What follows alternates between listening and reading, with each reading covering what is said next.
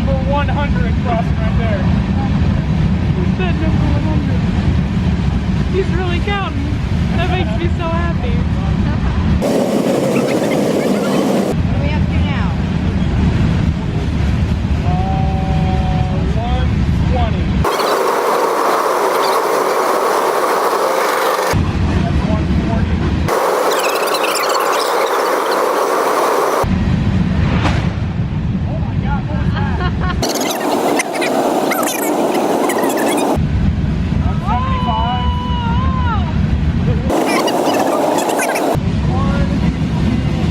183 cars. Damn. Are you That's sure? insane. Are you Congratulations. I did it! sure? Oh, no. 183 magnificent train cars! We got it.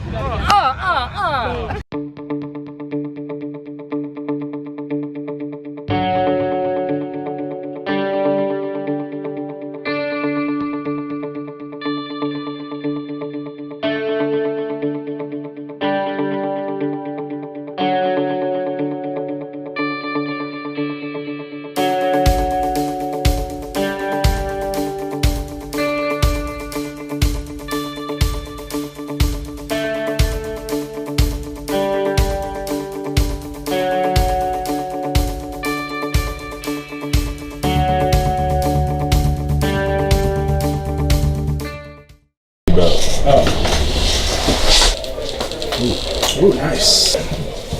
Ah, this chair is tiny. Welcome back to the Zero Hype vlog. Danny Erdley. What's going on, everybody? Welcome back to the Zero Hype vlog. Thanks for having The me. official. This is the official you being back in the good graces of this. Oh, cool. So I get applauses again, or do I have to earn that back? No, you got you. Yes! Woo! In the last vlog, I didn't like we saw it. It was in the vlog, Right. but I didn't talk about it. I didn't cover it. I didn't address it at all. And I wasn't really thinking about the night that I was filming, but I was thinking about it more and more, especially as I was doing the editing and everything. And part of the reason that I am doing the vlog at all is because I have a lot to say about wrestling. Right, I have right. some very strong philosophies and opinions and everything like that. So I felt like I needed to address it. That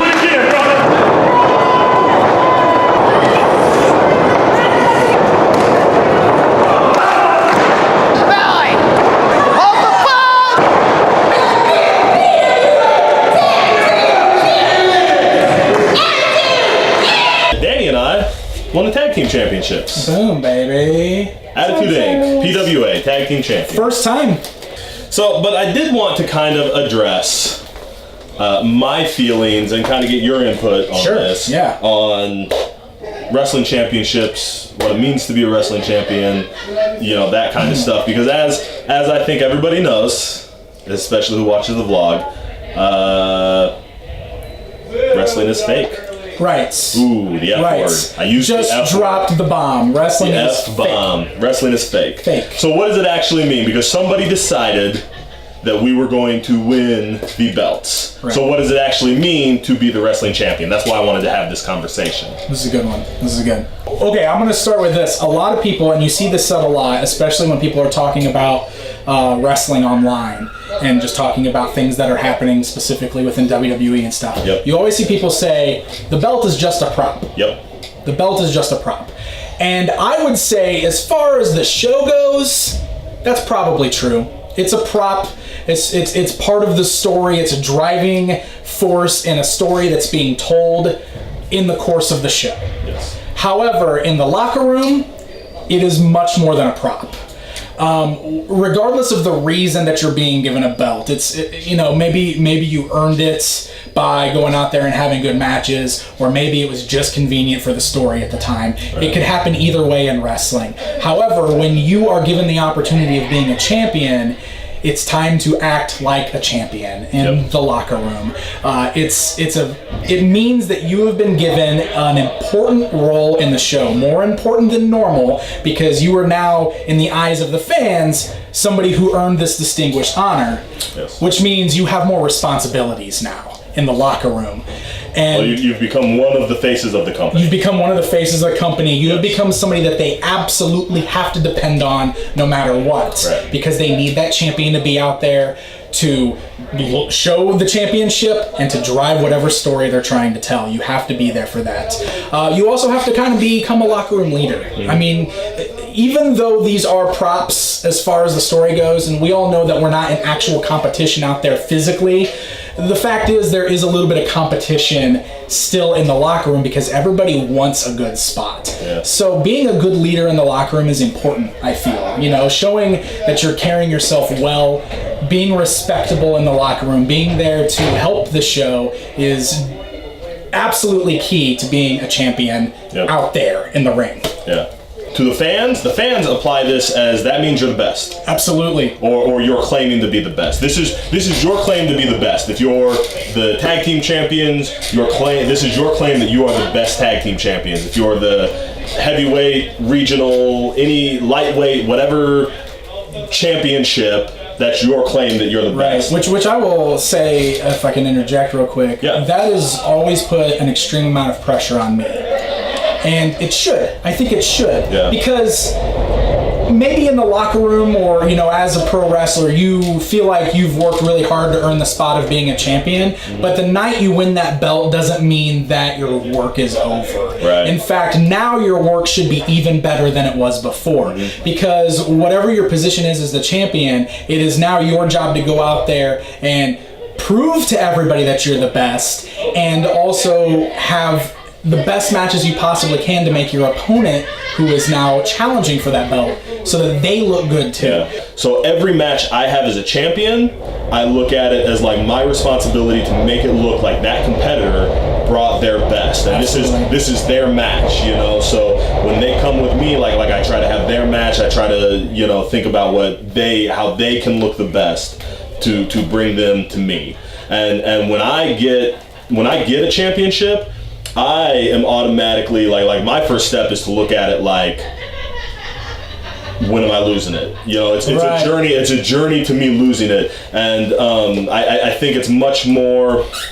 I don't want to say much more important, but I do want to say that I place a great amount of importance on, you know, I place more importance on what it looks like when I lose a championship than when I win it. Yes, absolutely. Now, there is this mindset, and a lot of wrestlers see it this way when they get the championship, like, whoa, this is my shot, now I'm the star. Yeah. And if you look at it, and like, there's some credence in that, but if you look at it that way, that's when you drop the ball and don't live up to the championship, because the guys who have that mindset, those are the guys that are always like, well, this is my match. We got to do things my way. I got to look a certain way. I got to look Not this way. necessarily thinking about the whole picture. Yes. And that's always important in wrestling regardless, but I feel like especially when you're the champion, you need to be thinking about the whole picture. That's you and the other guy that's out there telling a proper story. Yeah. It can't be all about you, especially when you're the champion. Yep. It needs to be more about the guy that's trying to get the belt from you. Yeah. When you have a championship, you only get one match. Right. You get the match, you lose it. You know. Yeah. So like when I win it, that's whoever I take it from. That's their match. Right. And everybody that I face along the line, that's their match. And then the night that I give it back, then that's when that's my match. You know, and that's where I get to give my all. Goodness gracious, what are we doing here? Kyle, who? You're on speaker. We're trying to shoot something. So we've had some interruptions. What? And now see, awesome. That's it. That's all I got. Go ahead. Start over. This is a professional locker room. This is to know. I just wanted to share kind of what it means to me to hold the belt. Absolutely. Any belt. I think it's a good topic. It's one of those good locker room topics that's good for people to get a little bit of insight on. Yeah. So. Awesome. You know who's great? We have just the best friends. We do. We really do. So just so everybody knows. It's the usual suspects, by the way. But the usual suspects. The usual suspects. I don't know what time it is. Kudos to Dan, because he didn't even flinch. It said,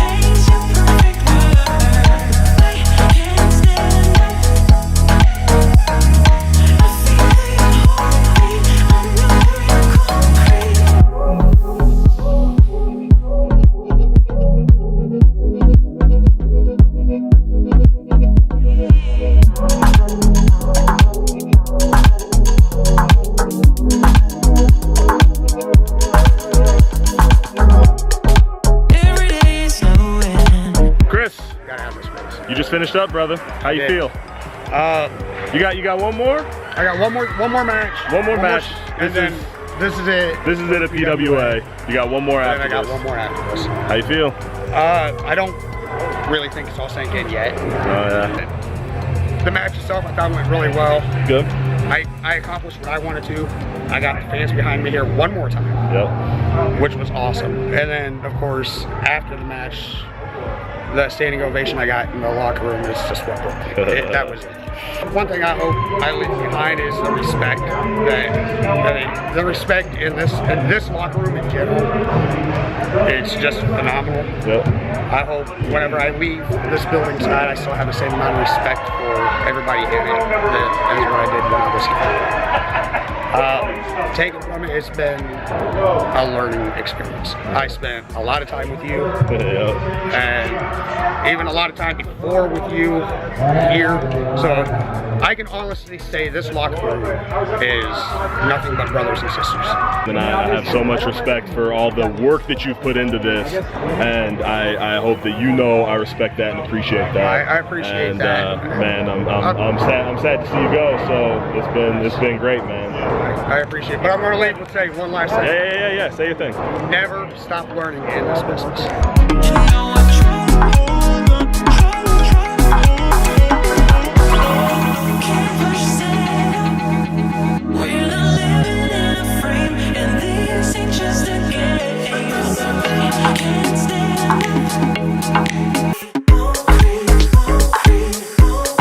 You'll have to watch it on the tape. On the entrance, we both got to the ring and we both climbed up to go up the separate turnbuckles. And you got up and somehow my belt got tangled on the top rope.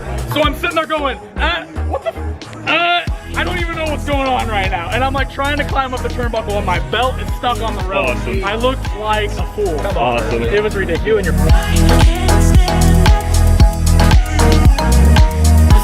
I showed up. I even bought this to show up so I can walk in slow motion with my bag and my brand new $64 Columbia quarter zip in slow motion. Where I know everything. And I get in here and they're like, oh, there's still guys of volleyball going on.